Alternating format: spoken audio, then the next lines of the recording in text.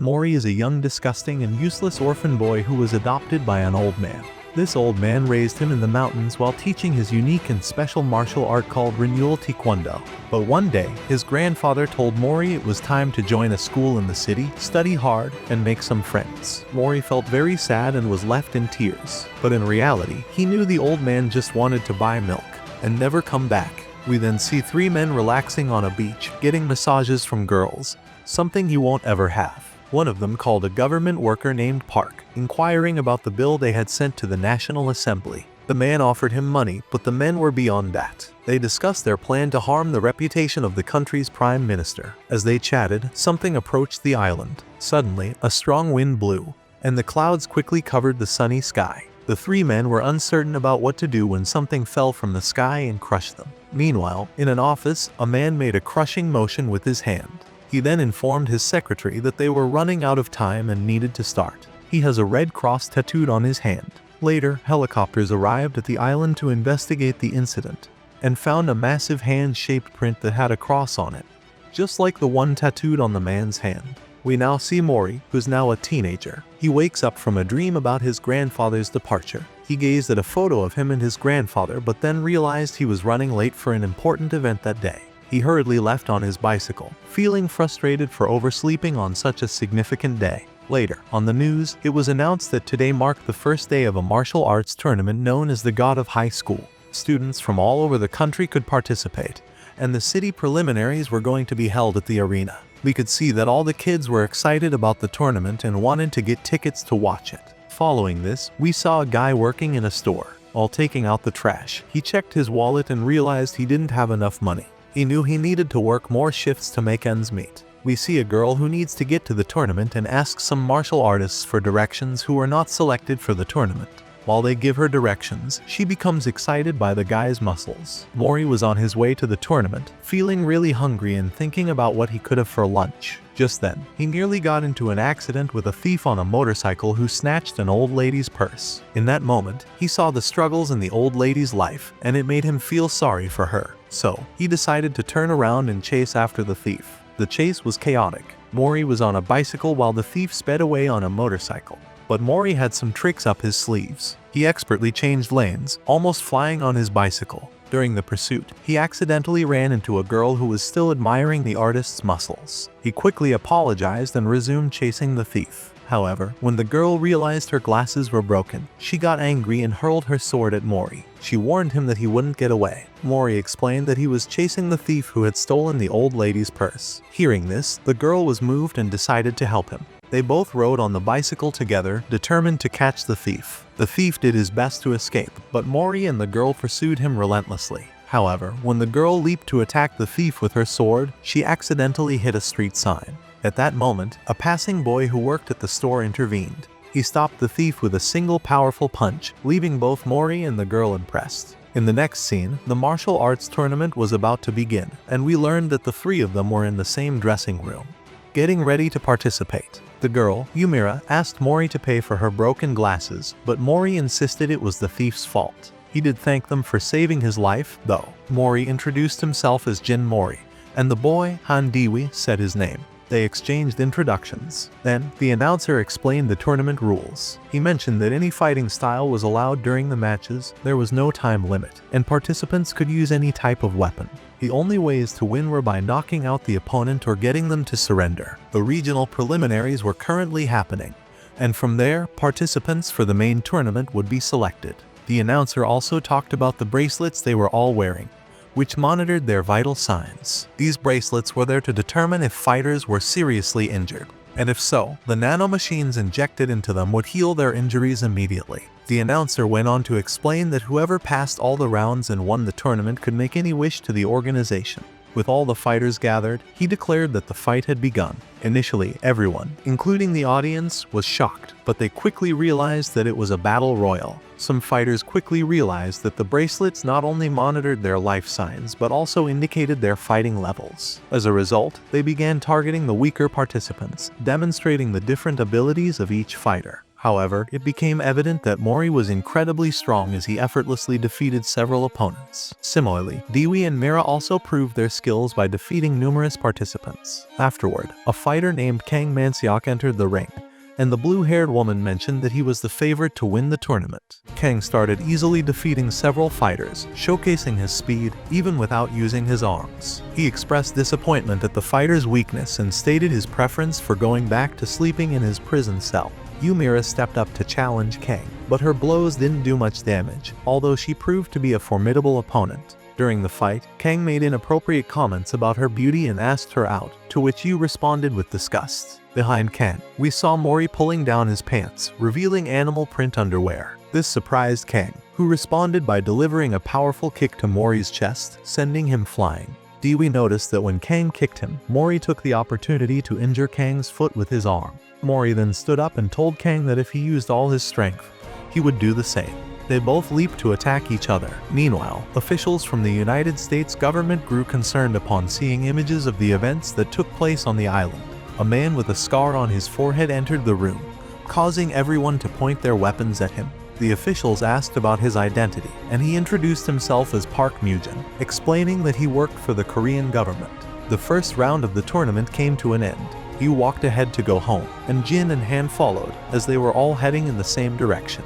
Their houses were along the same route. Jin asked Yu why she had hit him, which led to the revelation of what had happened during the fight between Jin and Kang.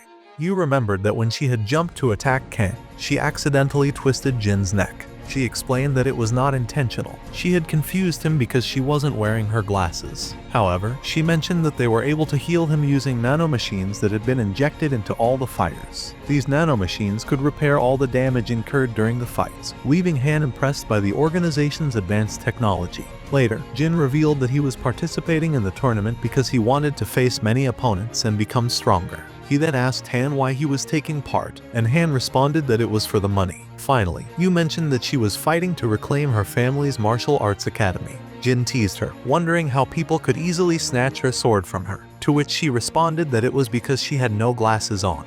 Jin took out her sword without her noticing, and she asked for it back.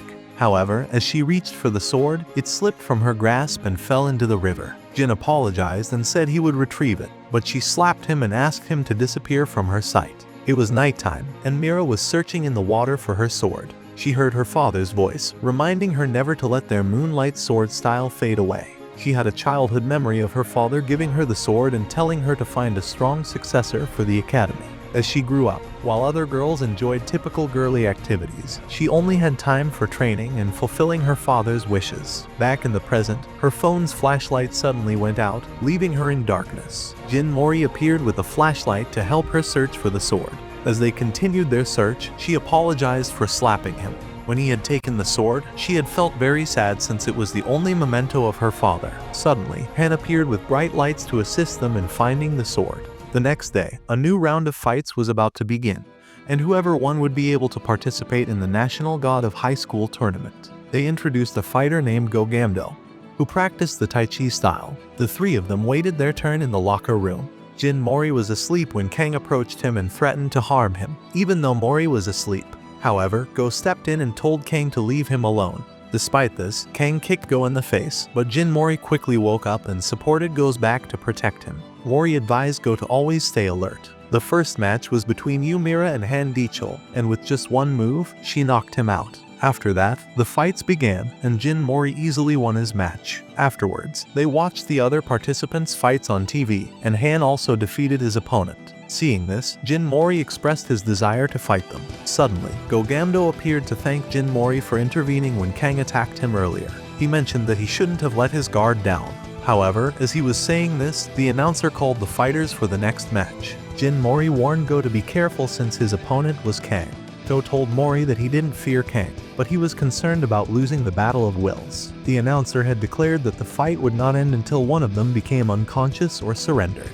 He had also mentioned that if someone left the ring for more than 20 seconds, they would be disqualified, and they could rely on nanomachines to heal their injuries. Go had told Kang to release his arms and stay true to the path of a real martial artist. The fight began, and Go managed to land many punches on Kang, impressing Jin Mory and Yu with his technique.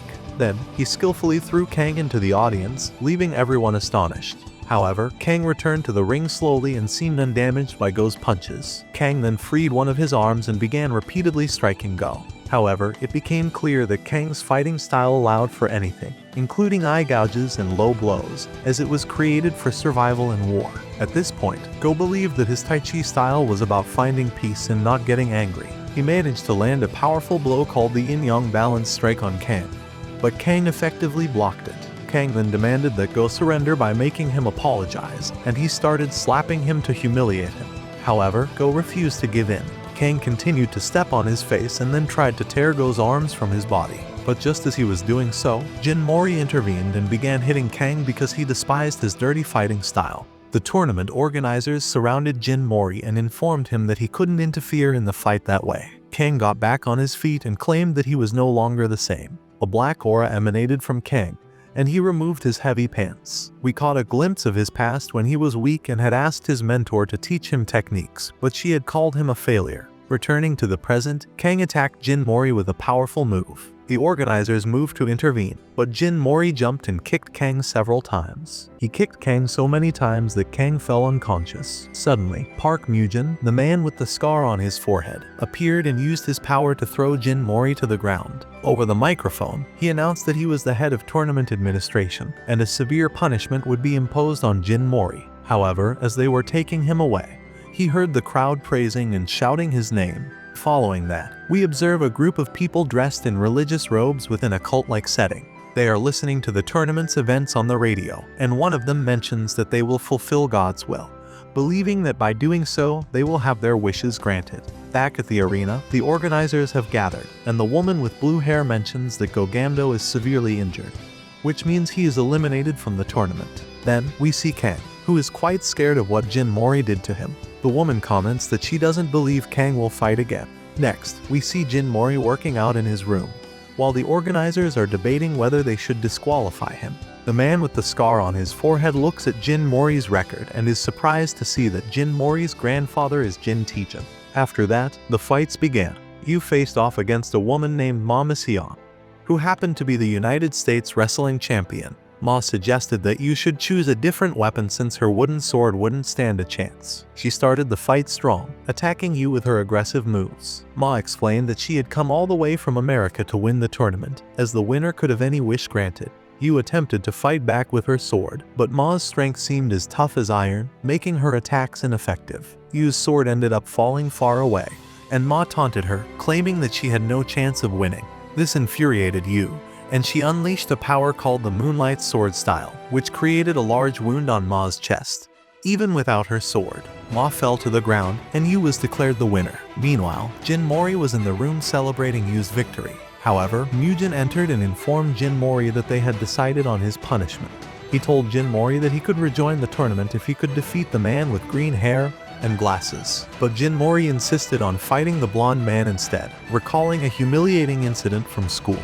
He threw a tantrum on the floor, expressing his strong desire to fight the blonde man. The man with glasses claimed that he was stronger than the blonde man and had been chosen for that reason. To prove his strength, he punched Jin Mory in the face. Jin Mory excitedly got up, realizing that the man was stronger than he had thought. The man with the scar then announced that the fight would take place the next day. Yu walked alongside Han, still upset with Jin Mory for intervening in the fight. She was concerned that this might lead to Jin Mory's disqualification from the tournament. However, Han described the incident as incredible and believed that Jin Mory's strength was extraordinary. Suddenly, Jin appeared and informed them about his upcoming fight against the man with green hair and glasses. He also offered them some fruits given to him by the scarred man earlier, mentioning that they would restore their energy. Yu was angry at him for being so reckless, but Jin told them about their families, saying that encouraged them to do what they wanted. It was becoming evident that the scarred man and the woman with blue hair were plotting something. Afterward, Jin Mory was at home, eating a peach and preparing his bed to sleep. Suddenly, he experienced chest pain and collapsed, coughing up blood. In another location, the man with the scar explained that he had done this to test if Jin Mory was a true fighter, and to see if he was as strong as his grandfather. Next, we find Han visiting a friend in the hospital who is suffering from a severe illness. It's revealed that Han is participating in the tournament to earn money to help his friend. His friend mentions that the doctors will try a new and expensive medicine, and his sister has taken on extra work to cover the treatment costs. She has become so busy that she hardly has time to sleep, and he feels guilty for being a burden to both his friend and his sister. Han reassures him not to worry and to focus on getting better. He tells his friend about a boy he met who reminds him of him, and they start joking and having a good time together. Later, we see Han working as a trash collector, where he encounters some bullies who taunt him, having heard about his friend's dire condition. One of them hits him with a can, dirtying his shirt, but Han picks it up, and the bullies continue to mock him. Back at the arena, Han was preparing to fight in the tournament against a boy who was always seen with a book. The boy claimed to have learned everything from books, including how to win in battle. As the fight began, the boy could predict Han's movements because he had studied all the patterns of karate. He mentioned that if he practiced and learned all the movements, it would be impossible for him to lose. That's why he participated in the tournament, to prove his theory correct. The boy attacked Han with a metal bat, but Han managed to dodge the blows. The boy tried to attack again but slipped and fell. Surprisingly, Han didn't take advantage of the situation. Instead, he offered the boy a hand to help him up. The boy was surprised that Han didn't exploit the moment and asked why. Han explained that it would be cowardly to attack a downed opponent. The boy got up and used a power called 12 Spears, which involved delivering 12 simultaneous strikes, severely injuring Han. The boy told him that these blows had pierced his bones and reached his organs, making it pointless for Han to get up and continue fighting. However, Han recalled his friend's struggle in the hospital, who had expressed a strong desire to survive his illness. We returned to the present, and because of this, Han knew he couldn't afford to lose. So, despite his injuries, he got up and continued to fight. The boy launched an attack with 72 spears, but Han countered the boy's onslaught with a move called Black Tortoise. He followed it up with an attack called Vermilion Bird, creating a whirlwind that blinded the boy. Finally, he unleashed White Tiger, the third attack, landing multiple blows on the boy, who was left helpless. The boy couldn't believe that his theory had been completely dismantled. Unable to continue with his fourth stance, the boy collapsed and was eliminated from the tournament. Next, they announced the fight between the commissioner with green hair and Mory. However, Jin Mory was unconscious in his house. Suddenly, something inside his body awakened him. Later, as they waited for him to arrive at the fight, everyone thought he wouldn't show up. But then he arrived running and jumped into the ring. Although he seemed a bit tired and didn't know why his body was burning so intensely. Upon seeing him, the green-haired commissioner taunted him, suggesting that he might have been scared to face him. The announcer explained the rules, stating that since it was an uneven match, if Jin Mory knocked his opponent down once, he would win. The fight began, and in the blink of an eye, Jin Mory swiftly took the commissioner's glasses off and knocked him down with minimal effort before the guy could react. The announcer was surprised and shouted that the match was over, leaving the audience upset because it had ended so quickly. Suddenly, the guy became enraged and rushed to attack Jin Mory, but Jin Mory evaded the attack and delivered a kick that sent him flying. The audience fell silent because it was clear that Jin Mory possessed incredible strength. Afterwards, a giant monster or god emerged from the guy's body and began to attack Jin Mory, who had to run around the ring to avoid the monstrous attacks. The power of this monster was far beyond anything anyone had seen before. The monster tried to impale Jin Mory with a sword, but something stopped it, and then the monster disappeared. The other commissioners arrived to restrain the green-haired guy, who was furious about the humiliation he had suffered at the hands of Jin Mory. When Mugen arrived, he punished the green-haired man by reducing his salary for 3 months due to his behavior. Then, he approached Jin Mory, who was resting, and congratulated him on his victory. Jin Mory replied that he was very hungry and wanted to eat a banana. At that moment, there was no doubt in the man's mind that Jin Mory was indeed Jin Tijan's grandson, the so-called Tiger Cub. Next, a television program discussed the God of High School tournament, with the presenters announcing that only 4 fighters remained from the preliminary round. These fighters were Mory, a practitioner of Renewal Taekwondo, Yu, the successor to the Moonlight Sword style, Han, a top full-contact karate practitioner, and another fighter named Byun-Yihi, specialized in a Brazilian fighting style. The next match was set to be between Yu and Han. After this, our group of friends strolled down the street, discussing who they thought would make it to the final round. Suddenly, a car pulled up in front of them, and a young man got out. He walked toward them, knelt down, and confessed his love for Yu, asking her if she wanted to marry him. Upon hearing this, the 3 friends were surprised and embarrassed. In the next scene, Yu is seen with her younger cousin, and they are deciding on the dress she will wear for the wedding. The little girl expresses this belief that Seongjin has decided to marry Yu, revealing that this young man is a famous fighter who works in television. Seongjin expressed his desire to let Mira and her sword shine. Later, we are shown a flashback to Yu's childhood when her father had died, and she was approached by her uncle. Her uncle told her that she would now live with him and take care of her father's sword. He also attempted to teach martial arts but was too weak, and his students left the academy. Yu declared that she was the rightful owner of the sword and must secure a bright future for it. Later, at the dojo, the uncle asked Seongjin why he wanted to marry Yu. He replied that he had many plans involving her and the sword. He expressed his determination to fulfill a dream that neither he nor his brother could achieve. Later, Mory was trying to decide which burger to order when he overheard a conversation in line about his friend's upcoming marriage. He decided to go to her house to ask her why she was marrying Seongjin. When she asked how he found her house, he revealed that he had asked the people who organized the tournament. Yu tried to close the door, but he held it open and questioned why she was getting married if she wasn't in love, especially at the time of the semifinals. She explained that she had to do it for the sake of the sword and the moonlight style. Afterward, she closed the door and Mory ended up falling down the stairs. However, she appeared to be sad, as she did not want to get married.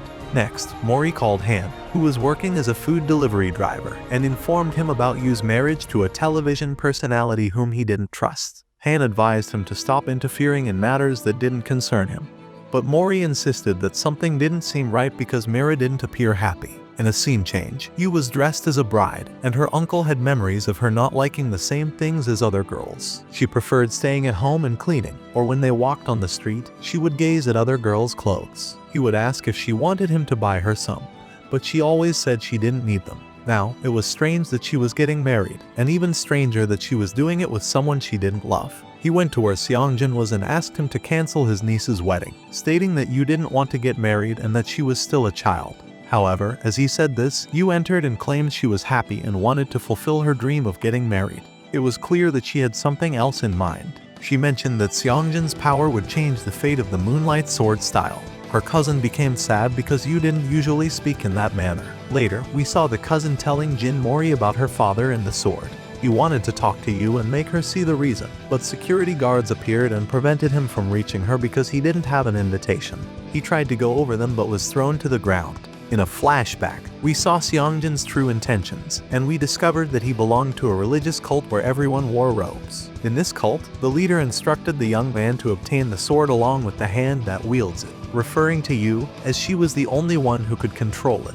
The leader mentioned that whoever possessed this sword would be able to rule as a god. Mory was fighting with the security guards, but he couldn't use his taekwondo techniques against them because they were too weak. Suddenly, Han appeared and knocked the security guards aside with his shoulder, defeating them all. He told Jin Mory that he wasn't hitting them but merely pushing them aside. Seongjin looked at his guards and was disappointed in them. Mory interrupted the wedding, but Seongjin attacked him with a sword brought by a servant. However, Han intercepted the sword with his hand, giving Mory an opportunity to speak with Yu. He told her not to marry Seongjin, but she insisted on fulfilling her father's wish, which was for Yu to find someone very strong to inherit the sword. She had rejected all the boys who wanted to date her because they were too weak.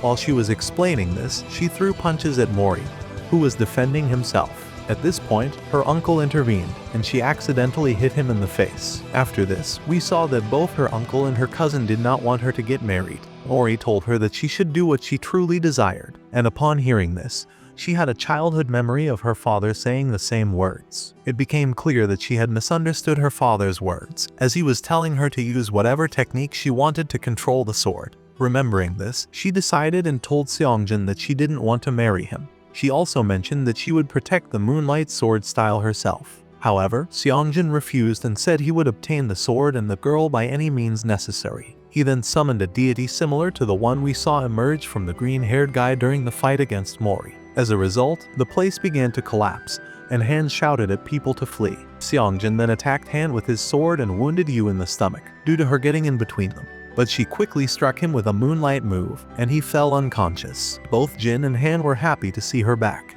Afterwards, they were outside, watching the fire, and Yu felt guilty for everything that happened. Jin escaped in a car with his father's sword, and she said she didn't care if he took it because her father's spirit was not in the sword but inside her. Afterward, she walked away laughing with her friends, and both her uncle and the little girl were happy for her. Later, Han was in the hospital while doctors tried to revive his friend, but they couldn't do anything because he had no pulse. After that, Han was at work, and the usual guys came to taunt him. This time, he didn't allow them to make fun of his friend and beat all three of them. Then, we saw the semifinal of the tournament between Han and Yu. At this moment, Han was filled with rage over his friend's death, and the audience was shocked to see him brutally beating Yu. He wanted to continue hitting her despite her being severely injured and unconscious, so the presenter had to step in to stop him from killing her. After the fight ended, he passed by Mory and told him that they would meet in the final. Mory thought that Han seemed like a different person and not his friend.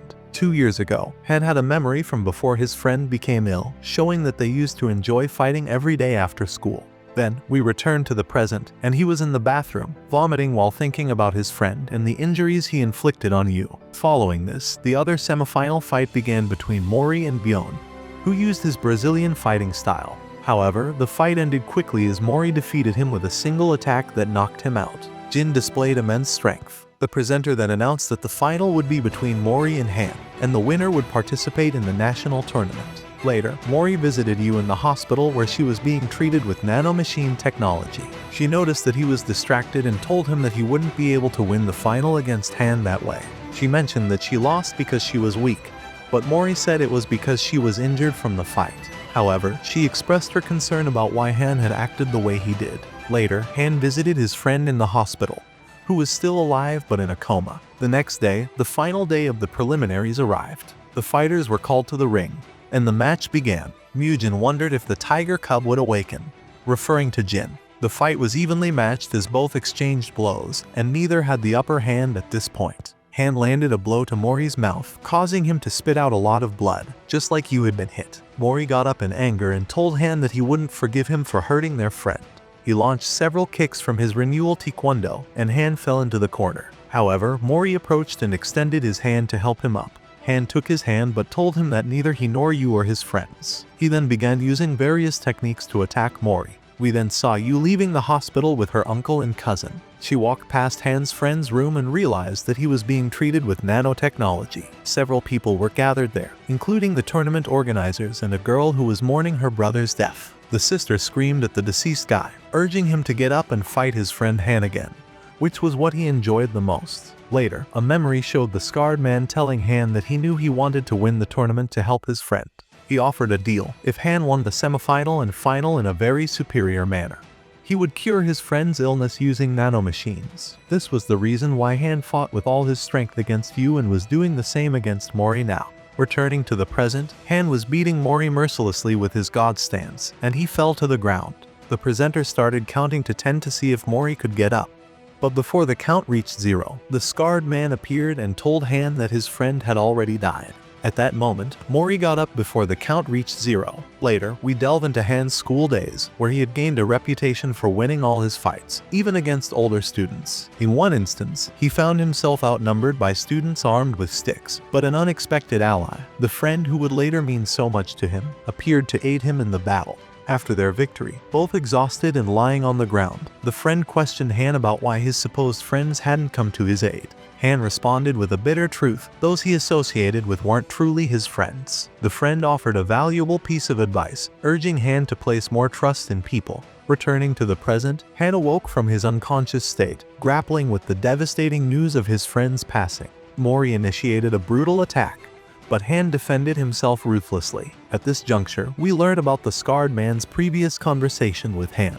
He revealed that the nanomachine treatment had been initiated, but regrettably, it was too late. Consequently, their contract had come to an end, leaving Han free to fight as he saw fit. In the heat of the battle, Han reflected on the folly of proclaiming that Mory and the others weren't his friends. He also recalled the words of his departed friend, the advice to trust people more echoing in his mind. Despite Mory's relentless assault, Han chose not to resist. In the midst of the intense battle, Yu implored Han to fight as he had when he faced her and handed him a letter left behind by his late friend.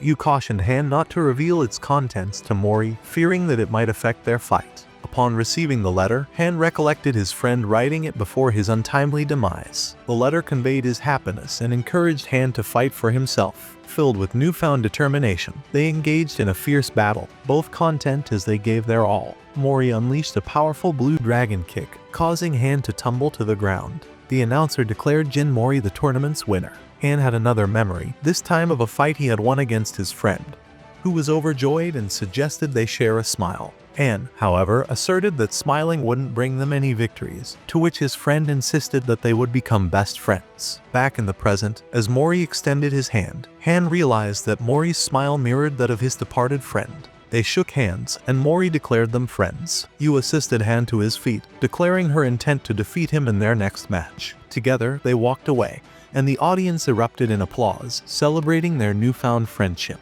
Jin Mory's grandfather, named Jin Taejin, finds himself deep in the forest when a group of men dressed in robes from the religious cult suddenly appears. One of them approaches the elderly man, suggesting that strong individuals should unite and join their cause, claiming that they've been bestowed with power from heaven. However, the old man vehemently refuses, asserting his right to live life on his own terms, a sentiment he often shares with his grandson. In response to this refusal, the man's expression changes, hinting that he might have used some form of power or manipulation on the elderly man. Mory lies on his bed, pondering the whereabouts of his long-lost grandfather, whom he hasn't seen since his childhood. Meanwhile, on television, the presenters make an announcement about the upcoming national tournament, which will be held in teams starting in 2 weeks. To participate in this tournament, the top 3 fighters from each regional preliminary must form teams. In order to determine the 3rd and 4th place fighters, Yu competes against the fighter skilled in Brazilian style and easily secures the 3rd place position. Mory enthusiastically cheers for her from the audience, but both Yu and Han feel somewhat embarrassed. The tournament administrators review detailed analyses of the teams, and a sudden rule change is enacted. This change is motivated by the realization that anyone on the teams could be the Ki, as they all possess Ki-like qualities. They understand that the Ki is awakened when the individual's strongest emotion triggers their latent power. Additionally, the administration expresses concern about the cult's increasing audacity after the preliminaries, as they are pursuing the same objectives. Mory expresses his happiness that Yu has won, ensuring that all 3 of them can participate in the upcoming big tournament as a team. They walk down the street together, and Mory is excited about the prospect of going to the tournament with his friends. However, a sudden realization strikes him: in a team competition, he won't be able to fight against his friends. Yu questions why he would want to fight against them, and Mory responds that being the strongest is incredibly cool. During this conversation, Mory senses someone passing by, but the person disappears quickly, leaving him intrigued. Later, we see an elderly man who has been sent by the scarred man to spy on Mory. It becomes clear that this elderly man is a master, and they summon these masters using cards. There are 6 of them in total. The elderly man used to be Mujin's teacher, and he believes that Jin Mory must be strong because he survived after consuming the sage fruit. Thus, the elderly man intends to mentor him. Continuing the storyline, we are shown what transpired with Mory's grandfather. The men in robes summon a god from the sky, creating a portal through which a giant sword descends, pointing towards the elderly man and causing massive destruction in its wake. This catastrophic event makes them believe that the end of the world is imminent. Yu is deeply contemplating her role in the team, feeling like she's merely an extra. Later, she encounters the fight presenter while he is with his family at a store. She notices that he is blind and congratulates her on her victory in the fight. He then tells her that the real tournament is about to begin and that she needs to tap into the full power of the Moonlight Sword style. He emphasizes that she must invest her emotions into the sword, otherwise, her strength will be in vain. Surprisingly, he reveals that he lost his sight due to the Moonlight Sword. As the presenter heads back to his car, he detects a foul odor, which turns out to be emanating from a member of Nox. Afterward, Han has a conversation with Mujin, who questions whether Han still wishes to participate in the tournament after his friend's death, implying that he doesn't have to continue fighting. Han responds by stating his commitment to repaying a significant debt, and his determination to win the tournament, as it's what his late friend would have wanted. He also expresses his curiosity about the hidden power behind the tournament, alluding to the god that emerged from the green-haired man during Mory's fight. This revelation captures the scarred man's attention as he gazes at images of gods on the wall. Mory is dedicated to his training in an effort to gain more muscle and surprise Yu and Han. However, his training regimen includes activities that are not very effective, such as chasing after a cat. In another instance, he assists some children in retrieving a balloon stuck in a tree. Unfortunately, the branch breaks, causing him to fall and twist his ankle. Unbeknownst to Mory, the elderly man seen earlier appears behind him and inserts a needle into his ankle, miraculously relieving his pain. Following this, the scarred man explains the concept of gods and how individuals can extract power from them, effectively using it in combat, as if they were gods themselves. This transcends human understanding, and those who harness this power are known as Charyok. Later, Yu and Han pay a visit to Mory's house. When Mory questions how they found his home, Yu playfully responds with the same answer he provided when he visited her house. Upon entering Mory's residence, they are met with a disheveled and untidy environment.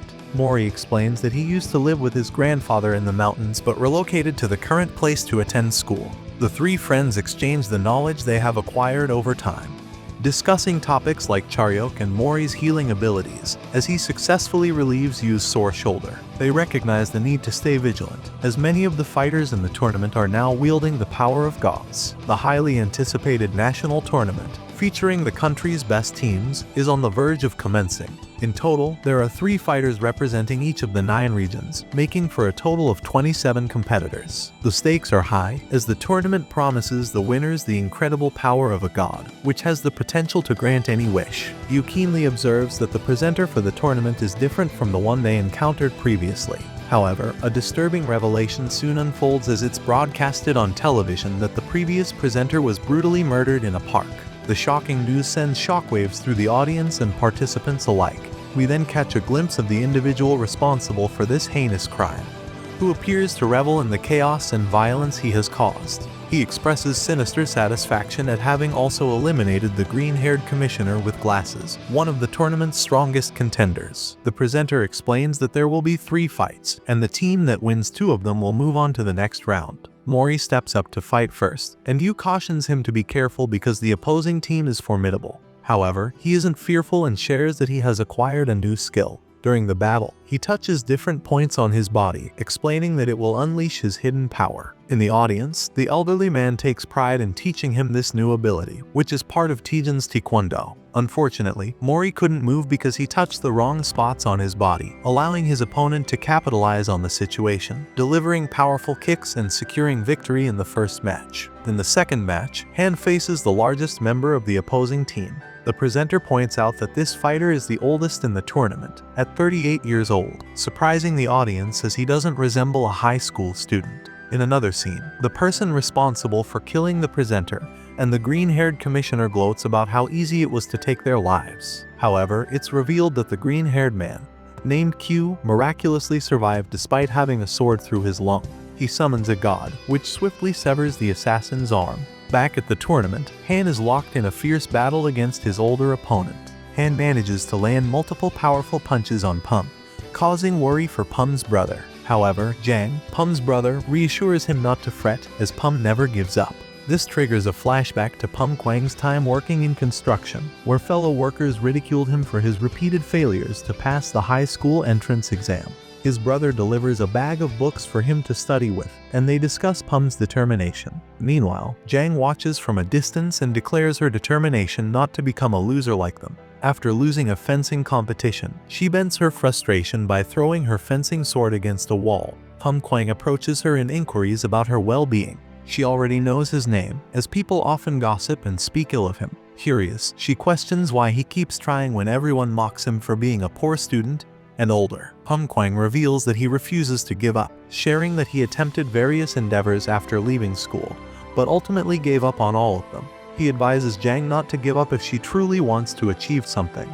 Then, he leaves, running to work in the rain. The scene shifts back to the present, where Han is in the ring, but his opponent delivers a powerful blow that sends him to a corner. Pum Kwang expresses his strong desire to win the tournament because his dream is to help people who aspire to study but are struggling. He summons the Thor's hammer with Charyok and attacks Han, who manages to stop the attack and destroy the hammer using the power of the blue dragon. Pum Kwang falls to the ground, and Han is declared the winner. In another scene, the battle between Q and the assassin who attempted to kill him intensifies. Q swiftly severs the assassin's other arm, but the killer boasts that he can regenerate indefinitely. Unfazed, Q launches several cards that pierce the assassin's body, immobilizing him. As Q prepares to deliver a fatal blow, a boy and a girl arrive on the scene, both of whom are priests from the cult. The boy introduces himself as Ixlai, and the girl is Satyr. They wield strange powers and attack Q. However, the white-haired organizer, aware that Q had removed his limiter, arrives to assist him. She had sensed something amiss and came to investigate. Back at the tournament, the final match between Yu and Jang is about to commence, and the victor will determine which team advances to the next round. Initially, both girls wield sticks in their fight, but Jang quickly realizes that Yu holds the advantage. Pumquine fervently cheers for Jang, urging her to fight with unwavering determination and not give up. Jang conjures a power resembling a yellow light sword and attempts to strike Yu, but Yu skillfully evades the attack. Recalling the presenter's words in the park, Yu unleashes the full power of the Moonlight Sword style, delivering a powerful kick that shatters Jang's sword and secures her victory. Returning to the confrontation between Q and the white-haired girl, they emerge victorious against the cult priests. However, before they can execute the priests, Ixlai grabs Saturn, and the two of them manage to escape. Meanwhile, the other assassin's head begins to swell uncontrollably, eventually causing an explosion that engulfs the entire apartment and cuts off power throughout the building. Miraculously, they survive the explosion. Later, Mory and Yu celebrate their victory, while Han reflects on the moment when he struck Yu so forcefully during their fight, vowing never to repeat such an action. Jang regains consciousness, and Pumquine expresses his concern for her. He reassures her that it's not the end, and they will have another opportunity to compete next year. The next match begins with a green-haired boy named Jeon Jugok, who creates a power using musical notes and fire. However, his opponent, Jegel Teak, summons a colossal shark that mercilessly attacks Jugok, causing him to lose a significant amount of blood. In response, a girl from Jugok's team attempts to intervene and help him, but Jegel Teak repeatedly kicks her while she's defenseless on the ground, shocking both the audience and the participants. Yu wants to prevent Mory from intervening, fearing disqualification. But this time, Han steps in to confront Jegel Teak. The announcer positions himself between them, and the injured boy, determined to win for the sake of his family's corporation, rises to his feet. He conjures and fires lightning, but Jegel Teak effortlessly counters it and summons the shark once more, which devours the boy. In the emergency room, doctors are attending to the injured boy while Park, the scarred man, contemplates the situation. An elderly man suggests that Jegel should be disqualified because it's evident that he intended to cause chaos in the tournament. However, Park responds by hinting that Jegel might be the key they've been searching for. Meanwhile, Jin Mory, Yu, and Han are in the audience, watching the ongoing fights. Han and Yu discuss the upcoming opponents, and Han remembers that he has been suspended from participating due to his previous intervention. Jin Mory, on the other hand, is impressed by a fighter named Park Ilpio, who effortlessly wins his match with a powerful kick. Park Ilpio's hoodie, adorned with a tiger emblem, reminds Mory of his grandfather's military uniform. As they stroll down the street, Han mentions the importance of getting stronger and mastering Charyok, the ability to summon the power of a god. In a flashback, Park Mujin explains that some fighters spend years honing their skills to obtain Charyok, but success is far from guaranteed. Others are inspired and acquire this power more easily. However, Jin Mory expresses his desire to win based on his own strength, and refuses to rely on the power of gods. This decision leaves Yu concerned because Mory seems different, appearing sad and quieter than usual. Jin Mory's memory takes him back to a conversation with Park and the girl with blue hair, where they informed him that his grandfather had recently suffered an attack in the mountains, and they discovered a significant amount of his blood at the scene. While Park Mujin was concerned about the slim chances of survival, Jin remained confident in his grandfather's abilities. Back in the present, Jin Mory is lost in thought and expresses his disbelief that his grandfather was killed. At that moment, Park Ilpio approaches him with excitement, eager to meet him. They exchange friendly punches, both ending up in a deadlock, and neither of them takes it further. Ilpio apologizes for his enthusiasm and offers a hand to help Jin up. During their conversation, Park Ilpio reveals that he has been following Jin Mory's progress since the preliminary rounds. Jin Mory, curious about the tiger symbol on Ilpio's hoodie, inquiries about it, and Park explains that he wears it as a sign of respect for Jin Taejin, Mory's grandfather. Park Ilpio shares his childhood story with Jin Mory, revealing that his mother abandoned him after his father's funeral. He was then placed in a martial arts academy, where he felt lonely and isolated.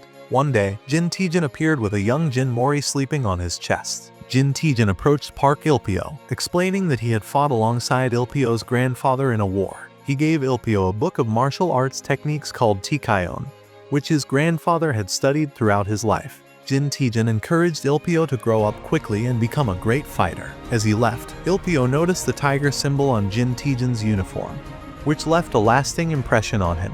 During their conversation, Ilpyo intercepts an attack that was aimed at Jin Mory, using his skills to stop the shark's teeth launched by Jeggle. Ilpyo then confronts Jeggle, warning him not to harm innocent people. A flashback reveals Ilpyo delivering a powerful blow to Jeggle, leaving a strong impression on him. Afterward, Jeggle departs, and Ilpyo cautions Jin Mory about the danger that Jeggle poses. Jin Mory is surprised and grateful for Ilpyo's assistance, realizing that he wouldn't have been able to stop the attack without him. The scene shifts to Jin Mory training as he strives to become even stronger. Q barges into Park's office with anger, questioning why Park allowed the family of the deceased presenter to be murdered. In response, Park strikes Q and reminds him that he needs to compensate for the apartment damage caused during their fight. He also informs Q that 9 months of his salary will be deducted as a consequence of his actions. Later, on a rooftop, the blue-haired girl explains to Q that she created a fake body to deceive their enemies while the real wife and daughter were moved to a safe location. Meanwhile, Q retrieves a coin from beneath a soda machine, and Han, who works at the same location, observes him. Han approaches Q and makes an offer. He wants Q to teach him how to use Charyuk, and in return, Han promises to prepare lunch for him every day, allowing Q to save the money he would otherwise spend on food. Han's motivation is to become stronger than Jin Mory and ultimately defeat him. He senses that Jin Mory is troubled, and Han wants to be a reliable ally. Park meets with the tournament organizers and reveals that a dangerous religious cult called Nox is targeting them. He urges them to eliminate any member of this organization if they encounter them. Meanwhile, the members of the Nox cult gather for a meeting, and their leader declares war on the organizers of the God of High School tournament. In another scene, Jin Mory reflects on his 17th birthday and his long separation from his grandfather, Jin Taejin. He recalls that his grandfather left him to confront dangerous adversaries when he was just a child. Yu and Han surprise him with birthday wishes, bringing food and spending the evening playing and having fun together. They make a pact to win the tournament, even though Han can't participate due to his suspension. The following day, Jin Mory receives a letter containing a map and a photo of his grandfather, who is shown bound by chains, raising concerns about his safety. Jin Mory rushes on his bicycle, determined to save his grandfather. He mentally apologizes to Yu and Han, promising to return in time for the tournament. Meanwhile, the quarterfinals have begun, featuring a match between Seoul and Jeju, two teams that were seeded into the tournament at the last minute. Yu and Han search for Jin Mory but can't find him anywhere. The blue-haired woman suddenly appears and informs them that the fight is about to start, urging them to return to the stadium. She warns that if Jin Mory doesn't arrive before his turn, he will be disqualified, and their team will be eliminated from the tournament. Later, Yu stands alone in the ring as Han was disqualified earlier. She resolves to buy time for Jin Mory to return, just as she prepares to face the opposing team. They arrive wearing black robes, raising suspicions that they might be associated with the Nox organization. The fighter set to battle Yu removes his robe, revealing his muscular body and a wooden sword that belonged to Yu's father, adding tension to the upcoming fight. In the midst of her fight, Yu's wooden sword shatters, and her formidable opponent reveals a national treasure known as Fengxian, harnessing its immense power. This revelation shocks Yu, as she was unaware of the sword hidden within her weapon. Her muscular adversary taunts her, highlighting that despite years of training, she never realized the true nature of her sword. As the intense battle continues, Yu manages to disarm her opponent momentarily. However, when she attempts to wield the sword, she recognizes it as her own, but it promptly vanishes from her grip and reappears in her adversary's hand. He explains that the sword recognizes its true owner, and it now acknowledges him as such. Meanwhile, Jin Mory arrives at an abandoned location in pursuit of his grandfather, only to discover a disturbing scene. He finds a person impersonating his grandfather, and when this imposter's head grotesquely turns backward and then inflates, it results in a catastrophic explosion, obliterating the surroundings. A mysterious man appears and informs Jin Mory that his intention is to eliminate the strongest competitors in the tournament in his quest to reach the key.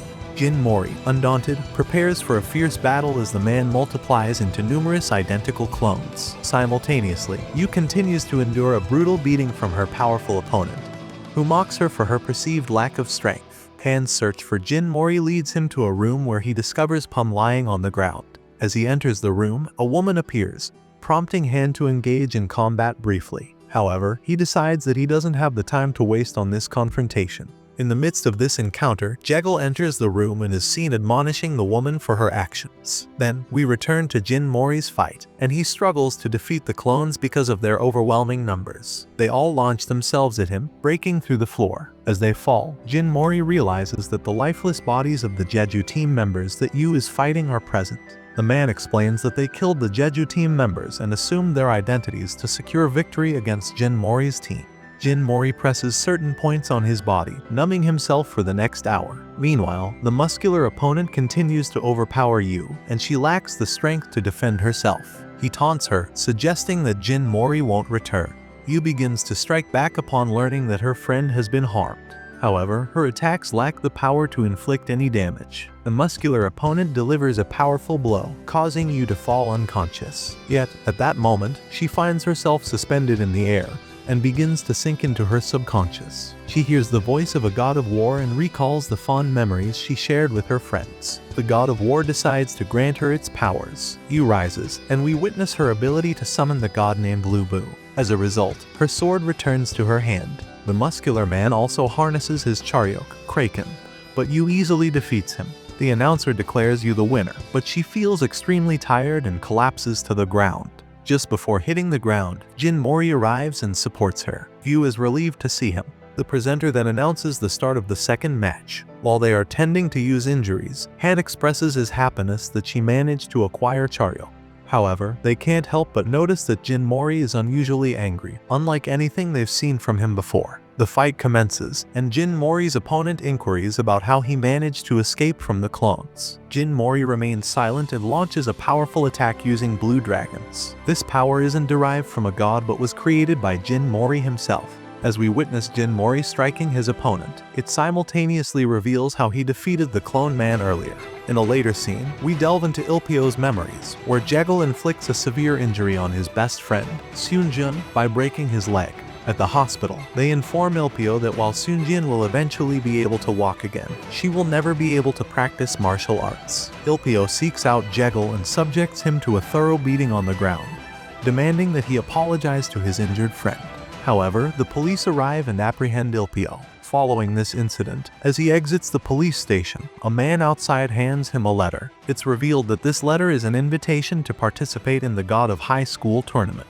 After considering the offer, he and the other girl decide to join the tournament with the hope that the prize money can help their friend.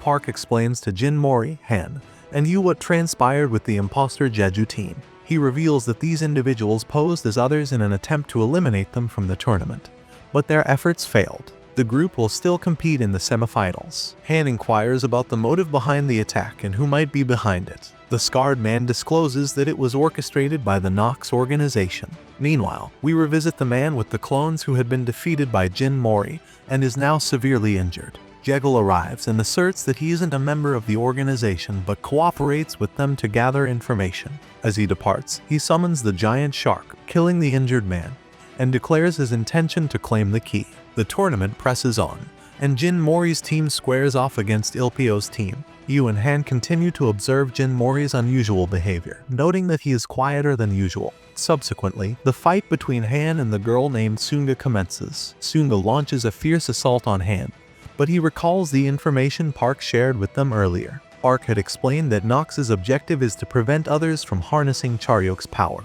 and those who master it must join their organization. This is why they abducted Jin Mory's grandfather, who possesses immense power. The group expresses their determination to confront Nox, but Park reminds them that they are still too weak. However, he promises to provide them with information about Nox if they emerge victorious in the tournament. In the midst of the fight, Han lands a powerful strike on the girl, sending her tumbling to a corner of the ring. Ilpyo advises her not to continue as the odds are stacked against her. However, she resolutely refuses to yield, emphasizing that she refuses to fear the same fate that befell Seunja. She's determined to honor her friend's memory by fighting until her last breath. With this determination, she launches another attack at Han, but his strength proves insurmountable, and he emerges victorious. Han approaches Jin Mory, who has been exhibiting a different demeanor, and reassures him that they, as a team, will win the tournament together. Following this, Yu embraces them, stressing the importance of their unity and support for one another. Jin Mory, moved by his friend's words, realizes he had been acting wrongly and reverts to his playful and jovial self. Meanwhile, Ilpio watches their interaction with a sense of sadness as they tend to his defeated friend.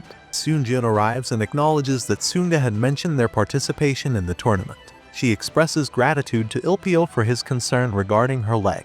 However, she encourages him to fight not for her but for his own desires, particularly his wish to confront Jin Mory. Fueled by her words, Ilpio prepares to return to the ring, claiming that he now feels ready to do so. In a different scene, we witness the leader of Nox, Sang, unleashing his deadly powers, disintegrating several individuals. His actions are interrupted by Park, who has seemingly reappeared after a long absence. Sang acknowledges that it has been a while since Park made an appearance and then proceeds to reveal his knowledge about Park's intent to organize the tournament in search of the dormant key. Following this revelation, Sang performs a potent spell that manifests a symbol in the sky, emitting a piercing light that shoots into the heavens, creating a portal. Through this portal descends a colossal sword, the very same one that once appeared to Jin Mory's grandfather. Subsequently, we return to the ongoing tournament, where the highly anticipated battle between Jin Mory and Ilpio is set to commence. As the fight begins, Ilpio candidly informs Jin Mory that his current taekwondo skills won't be sufficient to defeat him.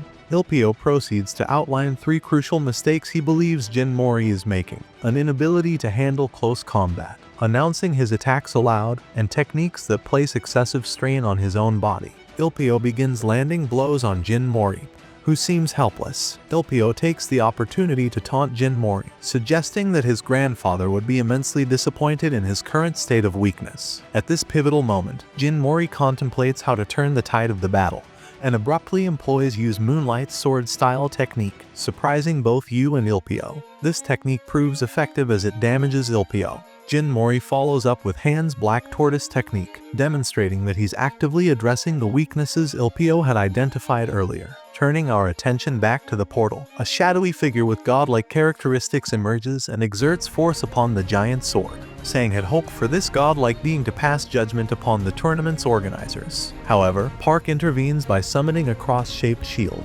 preventing the sword from wreaking havoc upon the city. Subsequently, a man wearing a hat, accompanied by a group of drummers, conducts a series of invocations, opening yet another portal. From this portal, hands emerge and seize hold of the sword. It becomes evident that their leader has summoned one of the 6 powerful beings. Meanwhile, on the city streets, the organizers find themselves engaged in combat with Nox followers. Ark struggles to maintain the cross-shaped shield, which still forms a protective barrier. At this critical juncture, a creature emerges from the second portal, clamping its jaws onto the sword and causing it to shatter. The organizers erupt in jubilation, celebrating their hard-fought victory. Following these events, we return to the intense battle between Jin Mory and Ilpio, where both fighters are pushing themselves to the limit, unleashing the full extent of their powers. It becomes evident that Ilpio has been providing guidance to Mory throughout the fight, leading to an impressive display of martial prowess. In a moment of reflection, we glimpse a memory from the past when Jin Taejin and Jin Mory visited Ilpio at the Martial Arts Academy. During their visit, the elderly man asked Ilpio if he would be willing to teach his grandson some valuable lessons if they were ever to cross paths. Remarkably, Ilpio fulfills this promise by imparting his knowledge to Jin Mory. As the battle reaches its climax, Ilpio eventually falls to the ground, defeated but content. He takes solace in the fact that he has fulfilled his commitment to Jin Taejin by helping his grandson become incredibly strong. However, as he lies on the ground, he enters a peculiar dreamlike state where he encounters a white-tailed fox. In this moment, Ilpio fervently declares that he cannot afford to lose. To the astonishment of all witnesses, he rises to his feet, undergoing a dramatic transformation. His hair turns white, his eyes glow yellow, and he manifests 9 fiery tails. This astonishing transformation leaves everyone, including Park and Sang, in awe, as the power emanating from Ilpio surpasses anything they have ever witnessed. Upon witnessing this extraordinary development, Sang smiles and proclaims that the key has finally revealed itself. Of course, I can assist with that. Please go ahead and share the chapter you'd like me to edit for clarity and readability, and I'll make the necessary adjustments in past tense and at a 7th grade reading level. Back in the midst of the fight, everyone, including Jin Mory, is astounded by Ilpio's transformation. Jegel's Charyok resonance led him to believe that Ilpio might be the key. Ilpio confidently announces that the real battle is about to commence. Jin Mory attempts to strike Ilpio, but his blows prove ineffective due to an invisible barrier that shields Ilpio. In response, Ilpio launches a series of devastating counterattacks, causing Jin Mory to be thrown to the ground. Uncertain of how to overcome this formidable opponent, Yu and Han watch in amazement, impressed by Jin Mory's unwavering determination. Ilpio motions towards his head, and Jin Mory notices his evident distress. In a series of defensive maneuvers, Jin Mory realizes that Charyok involves not only harnessing power, but also mastering one's own mind and body. In this realization, they find themselves on equal ground. Ilpio releases a fiery fox attack directed at Jin Mory, but as the fiery beasts approach him, they disintegrate into nothingness. The day grows dark, and a brilliant light radiates from Jin Mory, extending towards the heavens. He begins emitting powerful rays of energy from his body, leaving Ilpio astonished by this sudden surge of power. Following his incredible transformation, Ilpio launches a formidable attack known as the Night Parade of 100 Demons. However, Jin Mory responds by creating a powerful whirlwind that propels Ilpio high into the clouds. From above, a colossal hand descends, forcefully returning Ilpio to the ring and ending his transformation. The announcer officially declares Jin Mory as the victor, prompting the audience to erupt in celebration of the epic battle. Yu and Han excitedly jump into the ring to embrace Jin Mory. Han inquires if Jin Mory had utilized his Charyok, but Jin Mory himself remains uncertain about the extraordinary events that just unfolded. Sang, on the other hand, is taken aback by the outcome and exercises caution before making his departure. Meanwhile, Mujin instructs the team to secure the key while he seeks immediate medical attention for his injuries. After their lighthearted banter, Jin Mory pays a visit to Ilpio in the hospital room.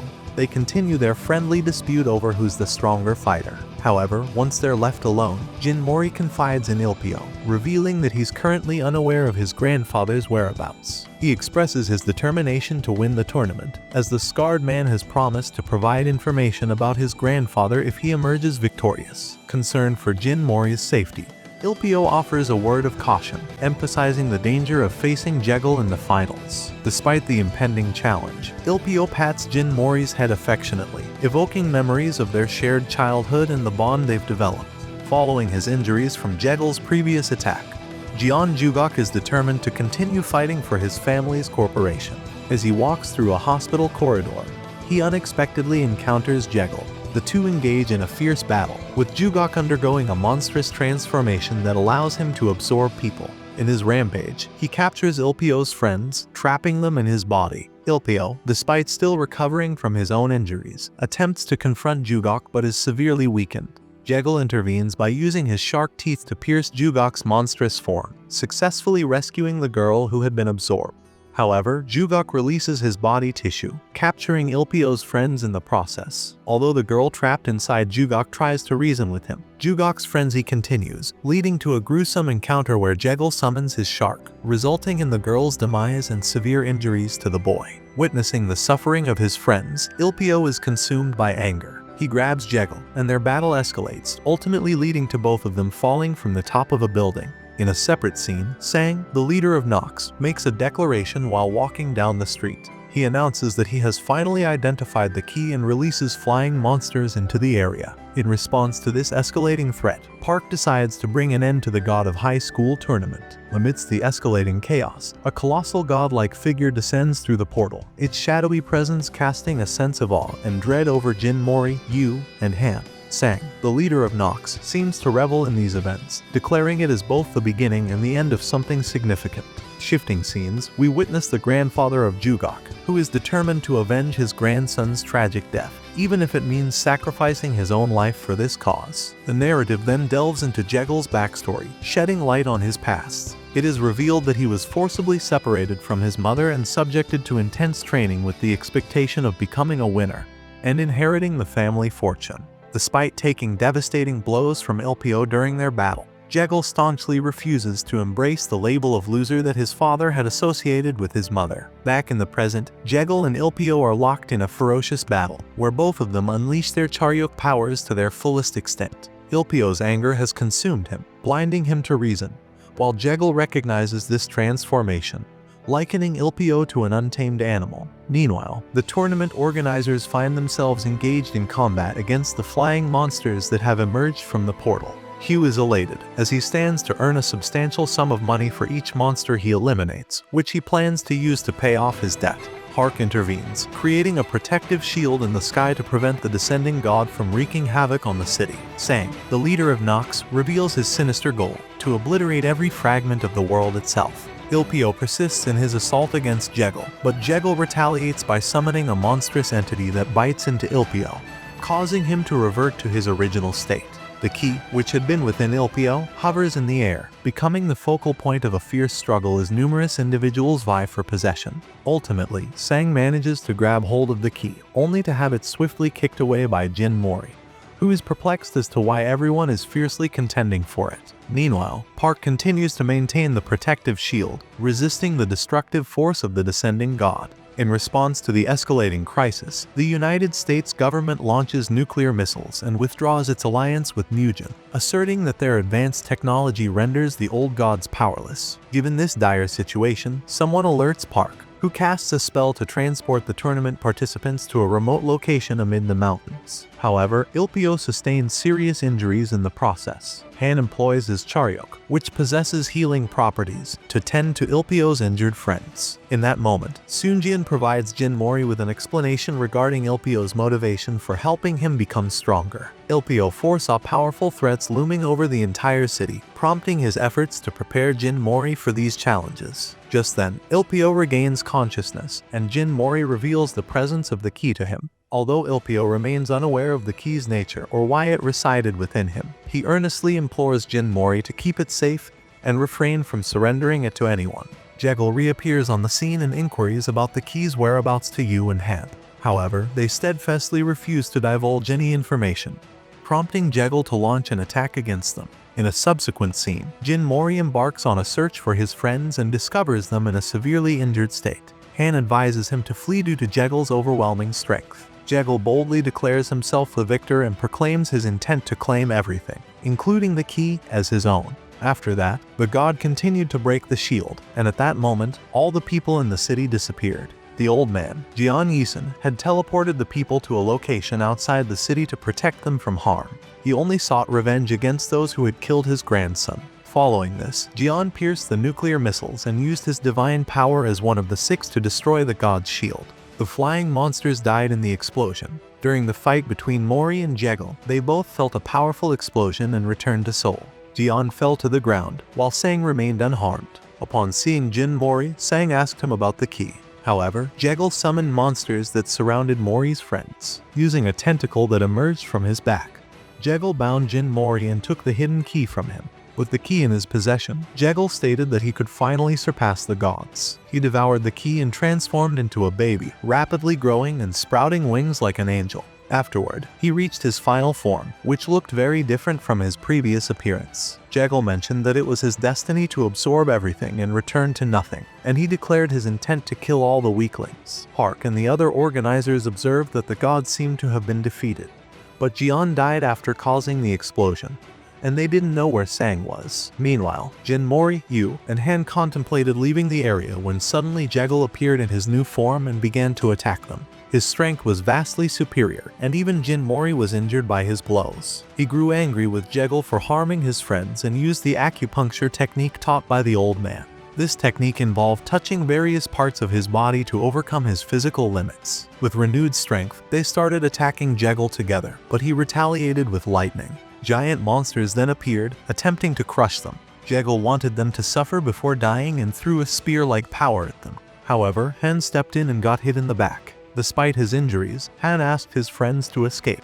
In that moment, Jin Mory unleashed a new power, and a giant staff fell from the sky. Sang was shocked to witness this and realized that Jin Mory was the guardian of the key, Satan Teze. Mory removed the headband from his forehead, which transformed into a crown. His eyes changed color, and the staff shrunk to his size. Jin Mory grabbed it and began to beat Jeggle with it. Everyone watching was utterly amazed as Jin Mory unleashed his newfound power. Jeggle summoned giant monsters, but Jin Mory easily pierced through them with the staff. His anger was palpable as he demanded an apology from Jegal for hurting his friends. Jin Mory began to name each of the people Jegal had injured, taking revenge for their suffering.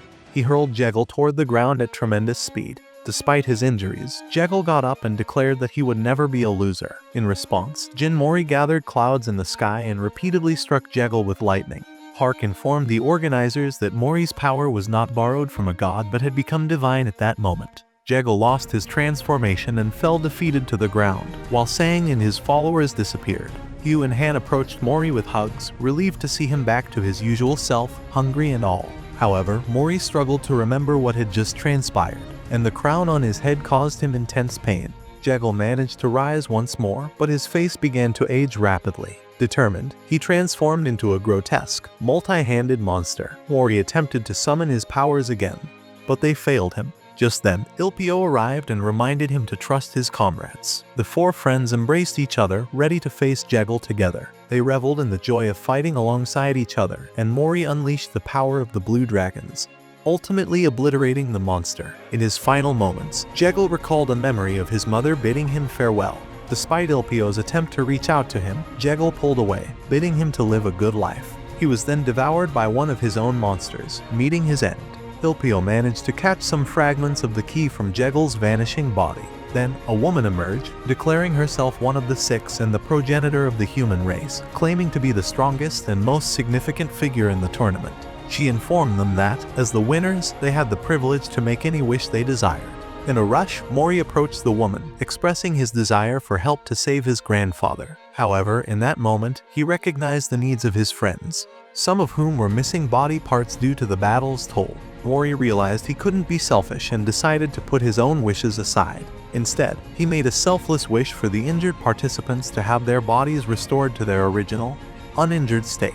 The woman used her power, and miraculously, those who had lost limbs or suffered injuries were completely healed, returning to their condition before the battle. She also informed Mory that his grandfather was indeed alive, though his presence felt extremely weak. Mory shouted for joy upon hearing the news, and his crown disappeared, but he fell into a deep slumber due to exhaustion. The scene shifts, and Mory awakens from a 3-month slumber. He heads to the kitchen, where he finds Yu and Han busy cooking. In a flashback, the wish-granting woman informs Ilpio that the key fragments have been scattered across the world. She entrusts him, as the guardian of the key, with the task of gathering them, as the key possesses the power to challenge and potentially defeat the gods. Mory learns that to regain his lost memories from the battle, he must visit Satan Teise's homeland. Determined to grow stronger, Mory, Yu, and Han decide to embark on a journey to a distant location. They share a heartfelt moment, hugging each other, and Mory expresses his belief that the three of them will become stronger together. He also vows to find his missing grandfather.